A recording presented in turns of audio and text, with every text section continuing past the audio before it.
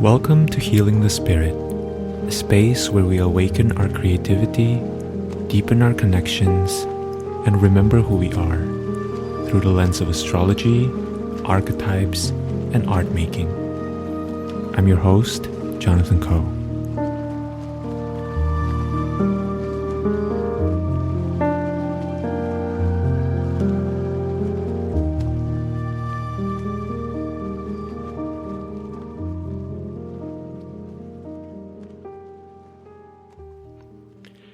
Hello everyone, welcome to Healing the Spirit. I'm so excited and honored that you are here. This week I have a special episode. I want to honor the last week of the Venus transit through Aquarius. This year is a very interesting year because in 2024, we actually have two separate occasions where Venus will be transiting through Aquarius.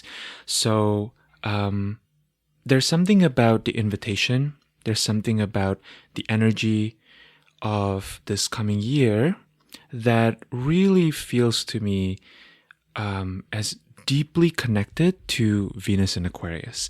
And this invitation is very subtle because as someone who has Venus natally in Aquarius, Venus in Aquarius is quite a subtle invitation. There's something about Venus in Aquarius that can very easily be overlooked, that can easily be forgotten or almost attributed to other planets happening. And yet, Venus is in a fixed sign, right, in Aquarius. So there is something about kind of the driving, static, yet evolutionary quality to Venus in Aquarius that I feel is really worth spending some time with. The other reason why I want to do this, rather than sharing some of my thoughts about the coming week, is because I'm currently preparing a Venus in Aquarius workshop for my colleague, fellow astrologer, Kelsey Rose Tortorici's container, which I am inviting all of you to join. This workshop is called Visionary of Love. It's inspired by Venus in Aquarius. It's going to be held this coming Friday, March 8th, 2024 at 4 to 6 p.m. Eastern Time or 1 to 3 p.m. Pacific Time, and replays will be available if you can't join us live, and links will be in the show notes. And so Venus is very much on my mind, in my heart, in my prayers, in my devotional practices, in my field, and so it feels right to dedicate this episode where I share more about Venus, and specifically about the Venus in Aquarius perspectives. In the workshop, I'm going to be sharing my thoughts, my reflections. I'm going to be guiding folks through an experience to more deeply affirm their own visions, their own ethos for experiencing, for expressing, for proliferating love in their lives. And so this episode is a bit of a prelude. It really feels to me like what really wants to come through when I tap into Venus in Aquarius as it wants to move through me is a lot of transmissions. And so consider this as maybe the preamble to the workshop. I'm going to be bringing in maybe a little bit more of the technical piece in this episode that I probably will not be doing for the workshop, although it's so funny. Every single time I start talking about Venus in Aquarius, it almost feels like I enter into another dimension. I never fully know what I'm going to talk about because I seem to be going off script a lot with Venus in Aquarius. And so who knows what's going to happen really in the workshop, but my plan is to provide more space for folks to kind of really reflect on their own processes, right, of what love means to them, how love moves through them, and their own unique expressions of love. And this episode is going to be more of me just kind of talking about some of the things that are beginning to form as the foundation, as the bedrock for this coming workshop. Like many other teachers, thinkers, feelers, artists, dreamers who come before me, I believe that love is the building block of the whole universe. Love to me is not limited to the experience of the personal realm. Love isn't limited to having a crush on a really hot new person that you met in your life, or deeply caring for one's child, right? As beautiful as these experiences may be. Rather, love is an essential material. Love is akashic in nature, right? It's a substance out of which universes and sub-universes are created. As someone who was born on the day that Venus entered Aquarius, I have Venus exactly at 0° Aquarius. This to me is a perspective, but maybe more importantly, a deep embodied knowing that has weaved into and has proliferated, expanded into my love ethos throughout my entire life. But when I was growing up, this wasn't necessarily how the rest of my world sees or experiences love. And I was very keenly aware of it through some personal experiences. Throughout my life, I've really kind of had to do the work of really trying to understand what I mean when I talk about love and my own experiences of love. To be more specific about when I feel love, when I feel love is in the room, right? When I express love or how I express love, which sometimes is or is not understood by the person who is supposed to receive that love, or when I observe love in action or in energy or in intention. And in a sense, life has become this, or maybe has provided this laboratory, this giant living laboratory for me to observe how certain expressions of love can be received or not received, how certain conceptions of love can be understood or misunderstood. And it's kind of this living process, right? Because there is something too about the way that we are, the way that we think as a group of humans that are constantly changing with the times, with the circumstances, with new information, with shifts, right, in geopolitical influences as well as in culture, what we value and what we don't value, right? And so that has been a constantly moving process, and yet something about it is also remaining constant, right? To again speak to the fact that Aquarius is a fixed sign, right? This is something that I really want to invite you into, if this sounds exciting, through the transmission that I will be sharing in the workshop, as well as the experience that I will be leading us through. To me, we're currently moving through a moment where capital L love is as crucial as ever. And yet, due to the transitory and therefore highly volatile nature of the times we're currently living in, accessing that love or being able to see that that love is present can feel really difficult, right? I feel like we are really at this crucial pressure cooker moment where it feels like love is so difficult to see. And I think some of this is, in a sense, by design, right? Not by design in terms of, there's some big entity who is like this man up in the sky trying to test us or anything like that, but rather by design in terms of where we are and where we're moving towards, right? We're kind of in that space in between.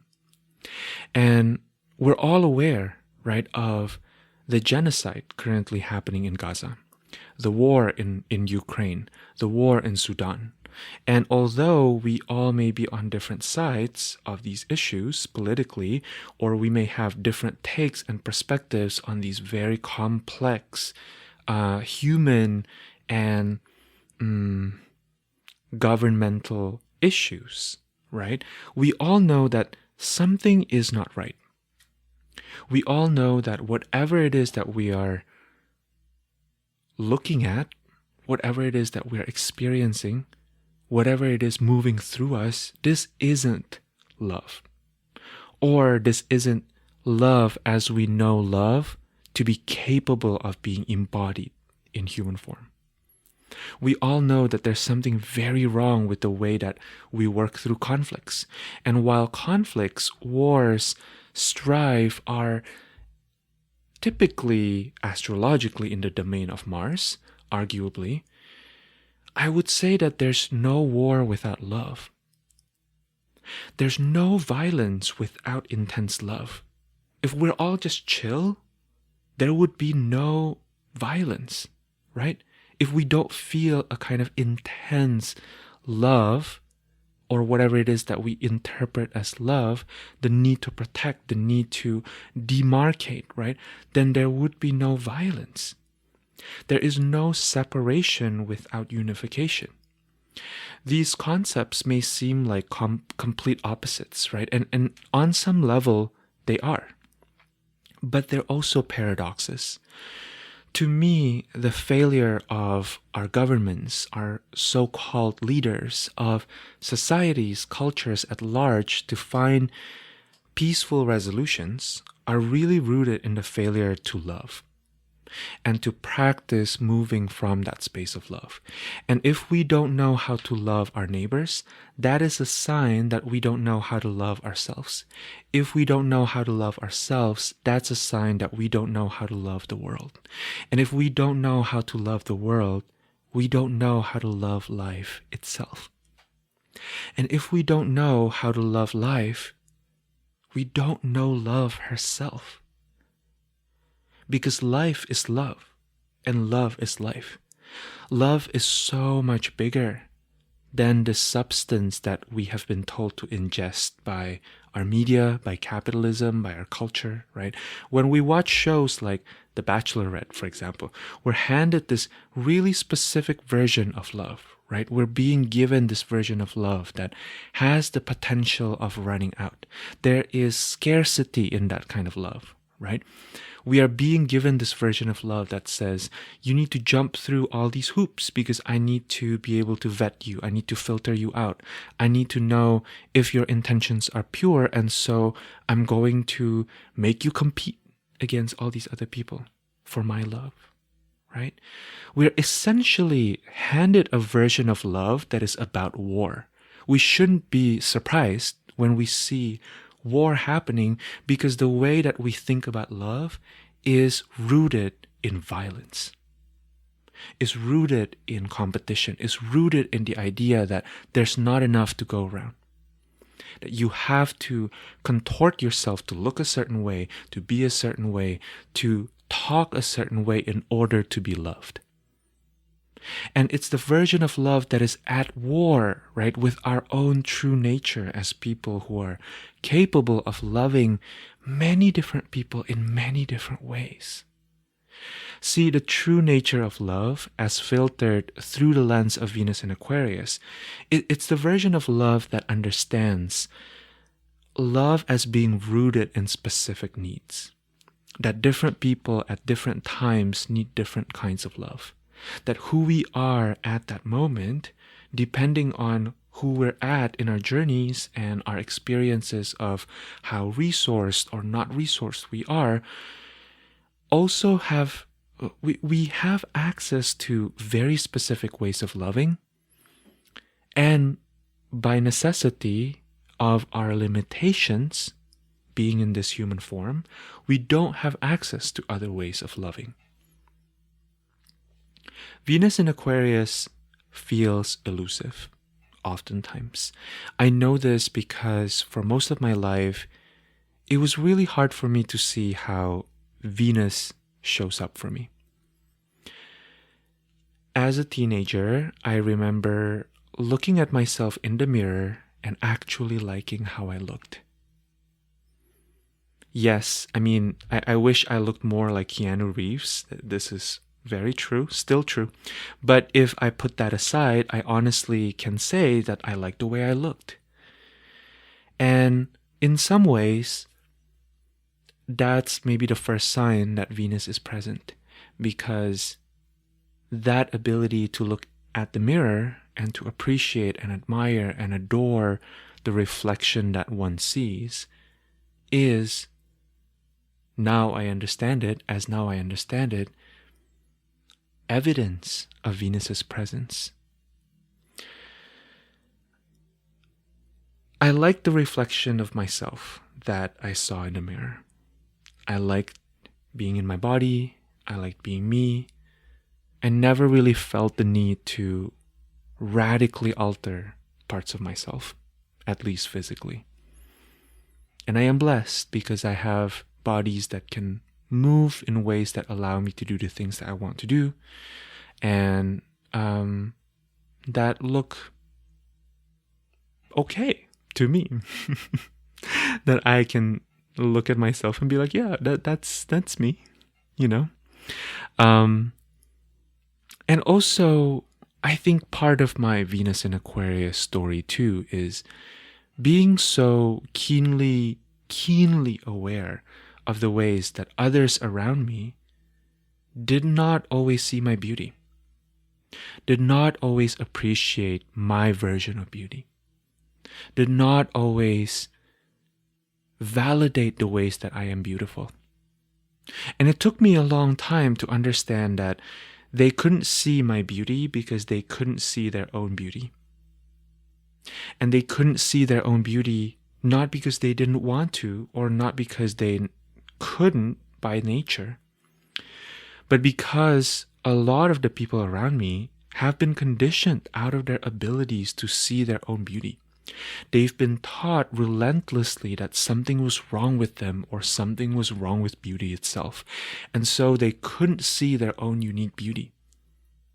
They could only see beauty as measured against beauty standards, right? It feels safer to look at people on the newspapers, magazines, TV, and say, oh, that's beautiful because that made it to the magazine.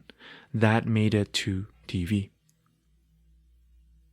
That made it to this really famous brand that I care about, right?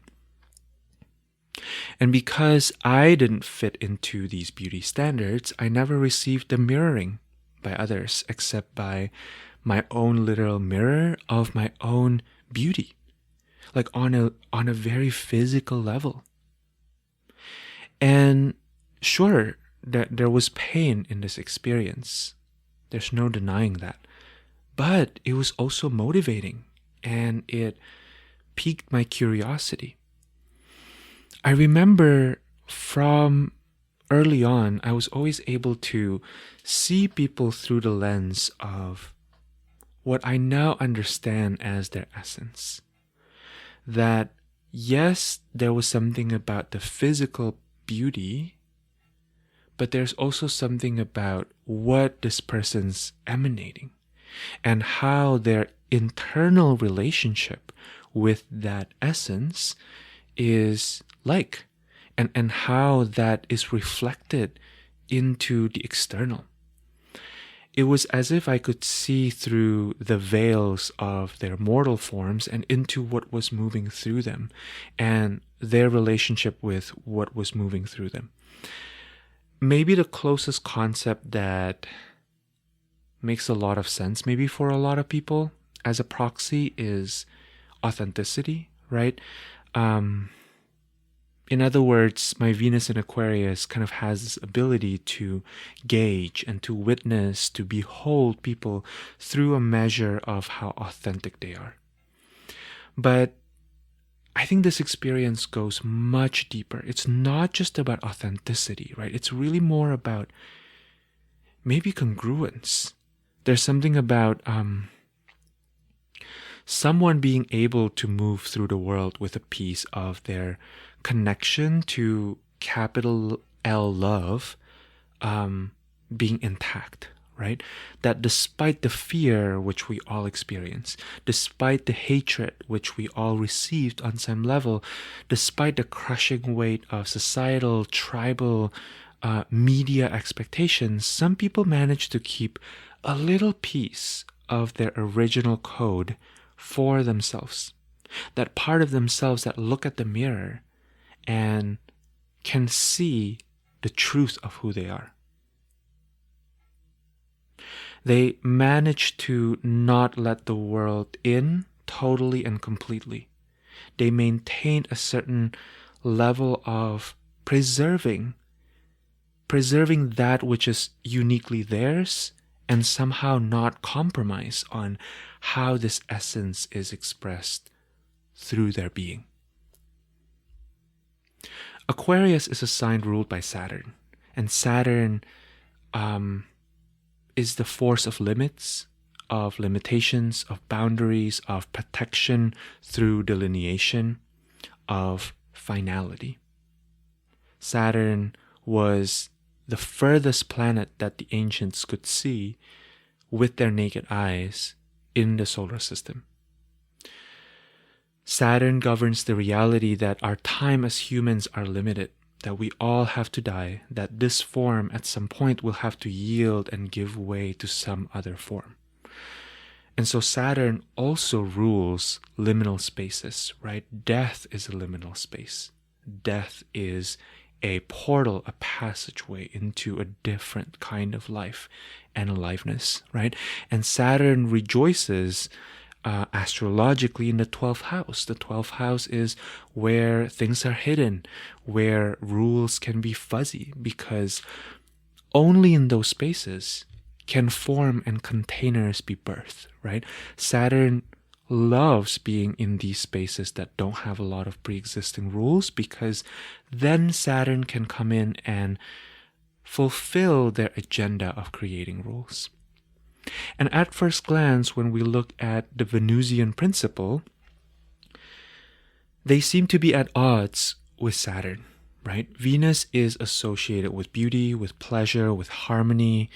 When we think about Venus, we think about couples falling in love, sneaking away into the dark of the night, dissolving into one another's arms, right?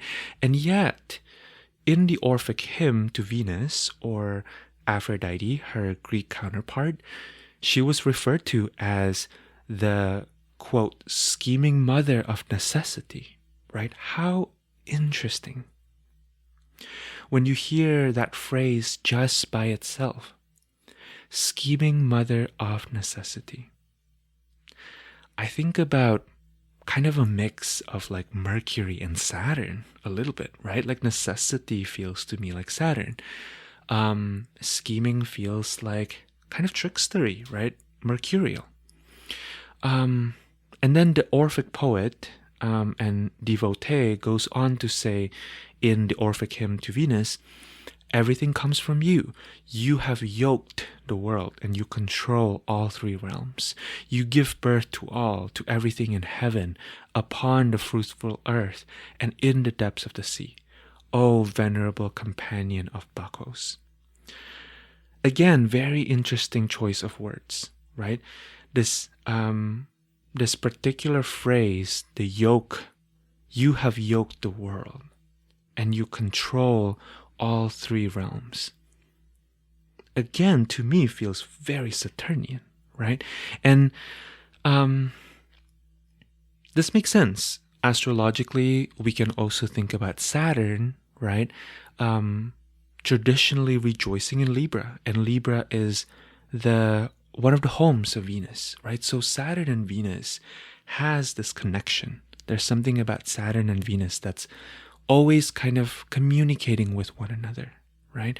And to me, what's interesting about all of this, and the reason why I even brought up the ancient Orphic hymn, is because on some level, Venus is about partying, right?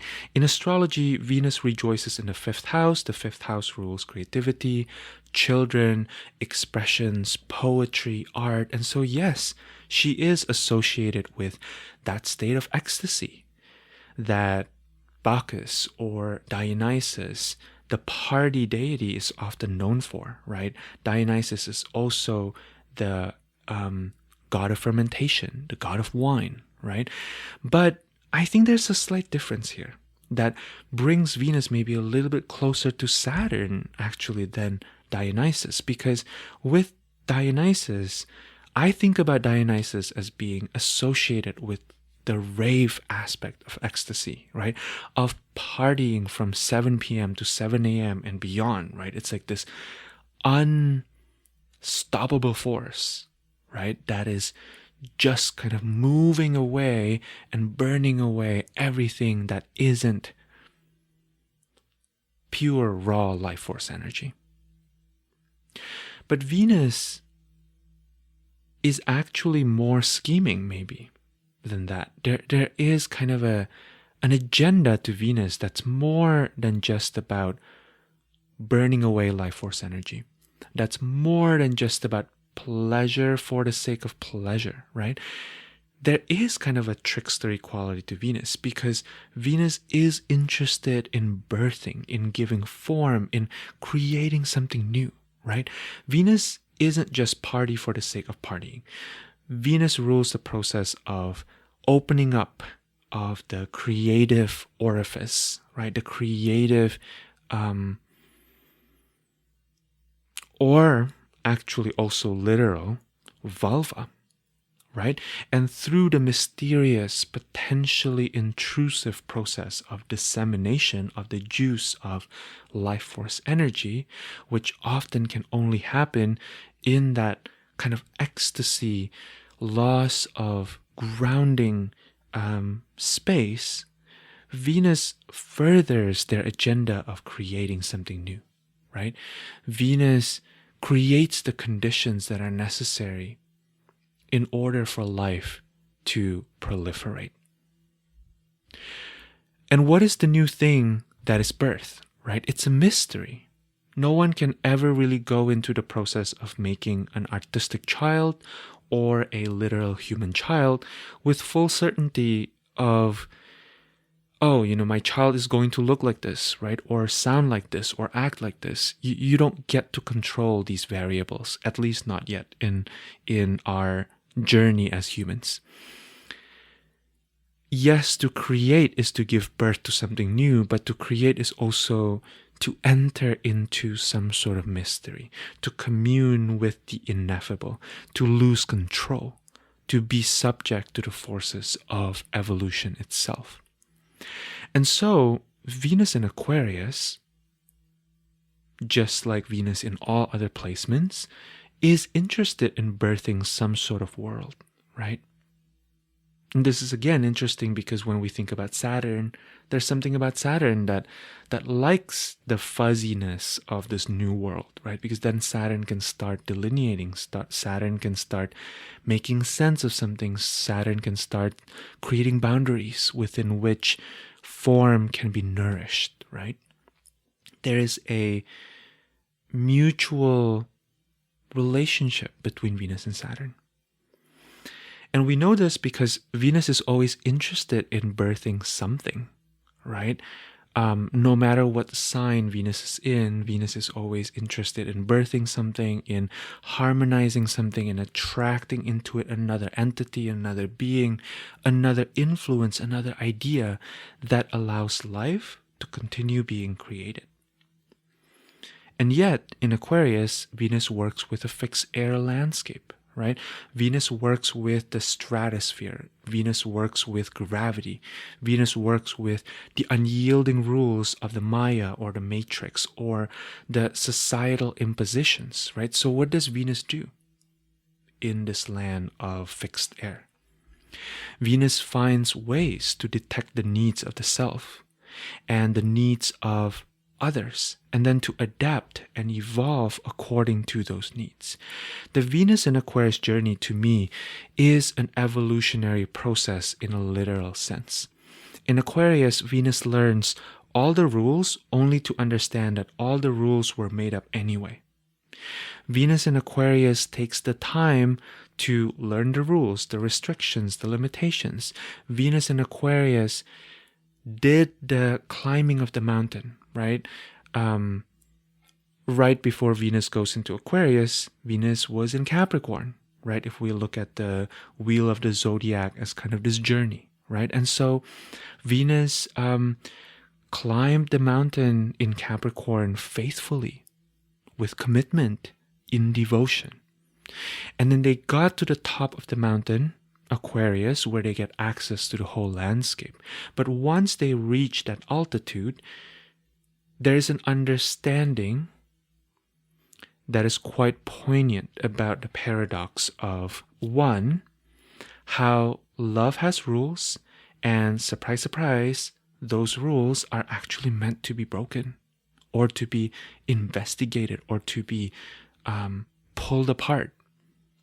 And two, that learning all the rules of love ultimately only brings us back to square one. And square one is always our unique, our individual ways of giving and receiving love. There is a way in which, in the Western world, we separate the individual from the collective, right?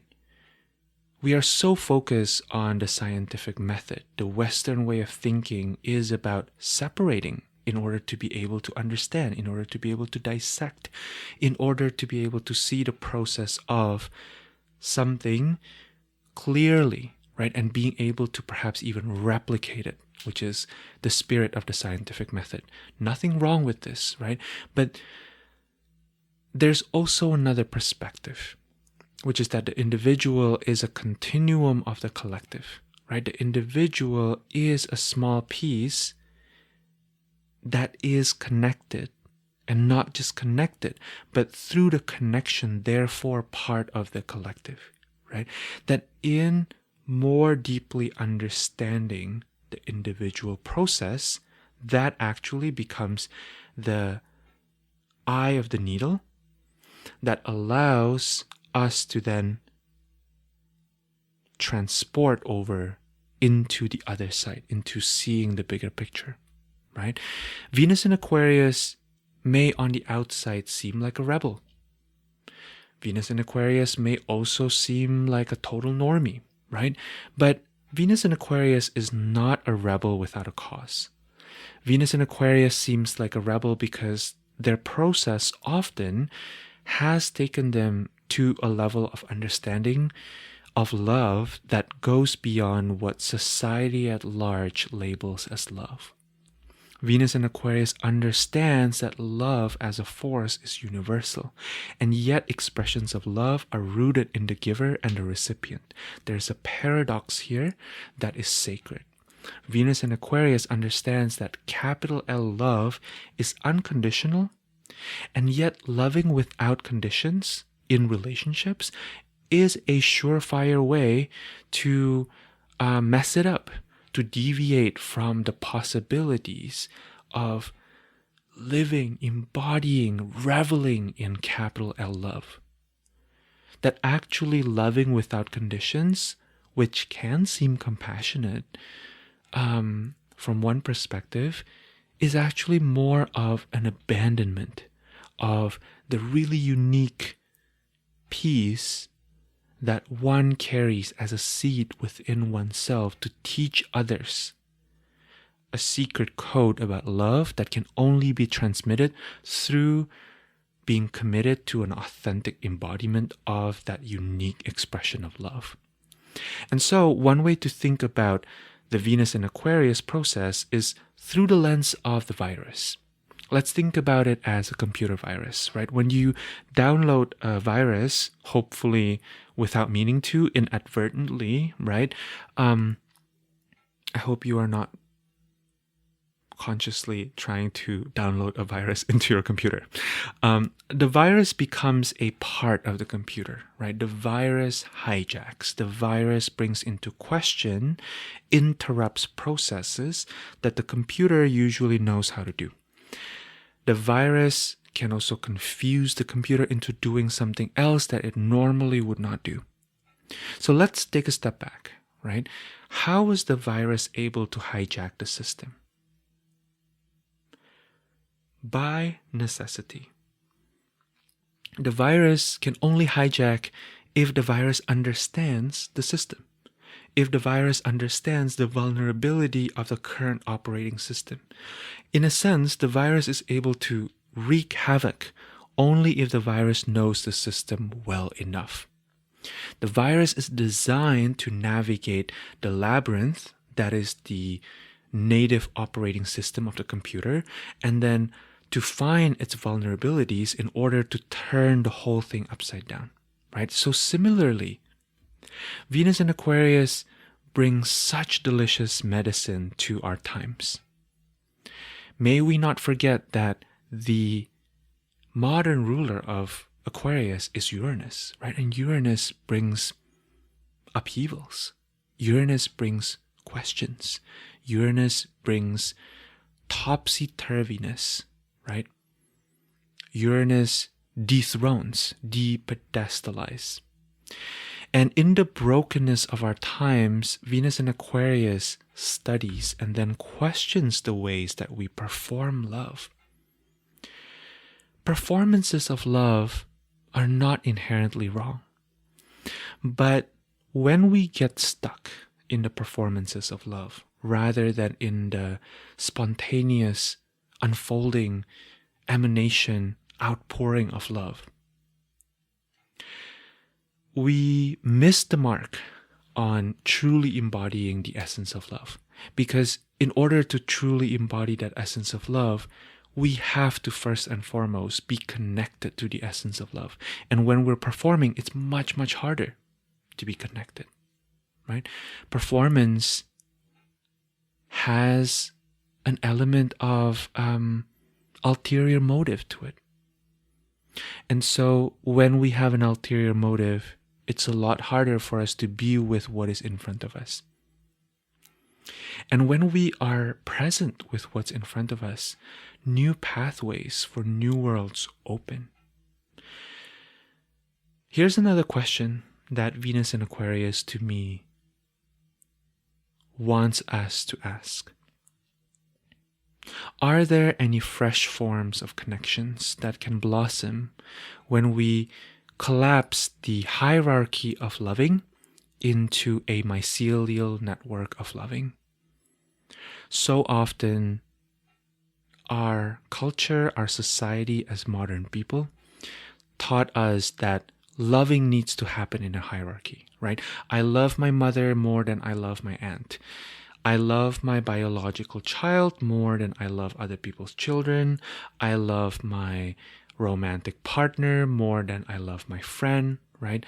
I love my teacher more than another person that is kind of a random person in the industry, right? We are taught that there are ways in which we are supposed to uphold societal structures and societal expectations through who and how we love. And my question is, look where this has gotten us. Why do we even need to ask?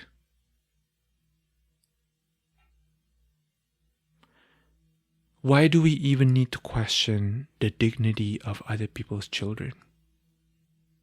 Why is it okay when bombs are dropped on certain areas that have children, other people's children, who don't look like our children, and it's not okay to be dropped on our midst, in our midst, right? This is a result of this way of looking at love as a hierarchy. It's an extreme embodiment of it, but it stems from that, right? The seed is this idea of like, oh, the family looks like this. And first and foremost, my allegiance is to quote unquote my family. Is the whole world not your family? Where did that disconnection happen? And what would happen if we learn to mother as a verb?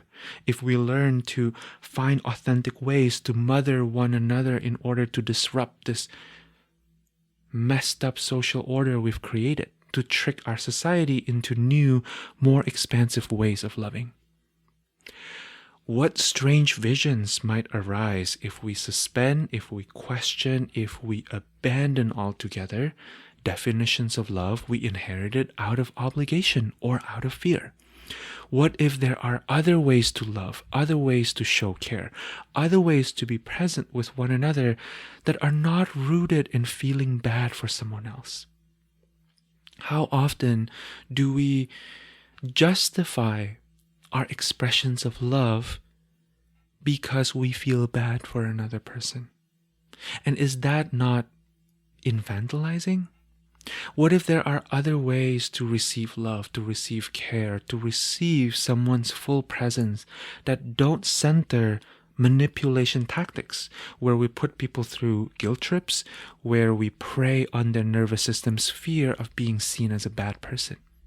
Right? In other ways, are there ways to source and to attract love without needing to make people feel bad about not giving us the kind of love that we need? How might perhaps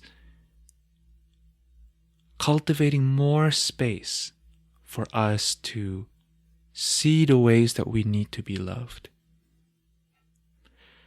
allow us to better see the ways that other people need to be loved? How might steadily cultivating our own individuated lexicon of love strengthen communal bonds? I keep seeing weavings and tapestries as an imagery here. There are so many different possibilities of weaving the collective tapestry of being when we allow ourselves to be who we are, and then trust that we're supposed to connect with those that we're meant to connect to, rather than thinking or strategizing our ways into the kinds of communities we are here to create. What if we allowed ourselves to first and foremost understand and then deeply validate the ways we love as portals to opening up new worlds that we could never dream of, that we could never imagine through our minds and rules and thoughts? What happens if we move from a space of really fully validating, this is how I love, this is how I express love? I invite you to come and to join me in this feast. All right, that is it by way of contemplations.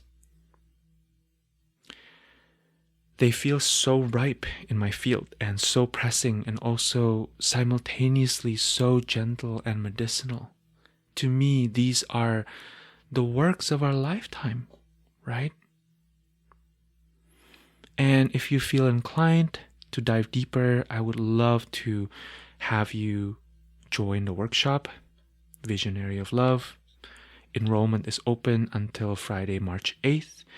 And as I mentioned, replays will be available. And regardless of whether this workshop calls to you, it feels to me like these invitations are for all of us, right? I want you to take this, whatever you're getting from this, and run with it. Because the world needs it, and the world needs it now. It's both urgent and also lifelong work. And so, in whatever ways feel accessible, in whatever ways feel exciting to you, do this work of really getting to know who you are as a lover. Not just as a romantic lover, not just as a lover to people that you care about, but starting there, right?